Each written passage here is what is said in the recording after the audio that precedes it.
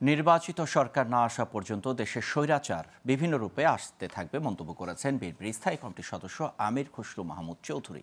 দুপুরে ঢাকা রিপোর্টার্স ইউনিটিতে এক আলোচনা সভায় তিনি বলেন, অন্তর্বর্তী সরকারের লক্ষণ দেখে মনে হচ্ছে তারা সব সংস্কার একাই করবে। তবে কিছু ক্ষেত্রে সরকার তার মূল লক্ষ্য থেকে সরে যাচ্ছে বলে অভিযোগ করেন আমির খসরু।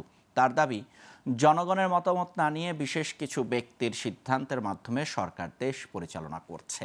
শেখ হাসিনা বিদায় নিলেও জনগণ তাদের মালিকানা এখনও ফিরে পায়নি, তাই দ্রুত নির্বাচনের মাধ্যমে জনগণের অধিকার ফিরিয়ে দেওয়ার আহ্বান জানান আমির খসরু। আমাদের যে গণতান্ত্রিক আন্দোলনের সংগ্রাম, রাজনৈতিক সাংবিধানিক গণতান্ত্রিক অধিকার মালিকানা ফিরে পাওয়ার যে সংগ্রাম, এটা সমাপ্ত হবে যেদিন বাংলাদেশের জনগণ তাদের নির্বাচিত সরকার, নির্বাচিত সংসদ এর মাধ্যমে দেশ পরিচালনায় জনগণের অংশগ্রহণ, সমর্থন পরিপূর্ণভাবে পাবে। ততক্ষণ স্বৈরাচার বিদায় হবে না।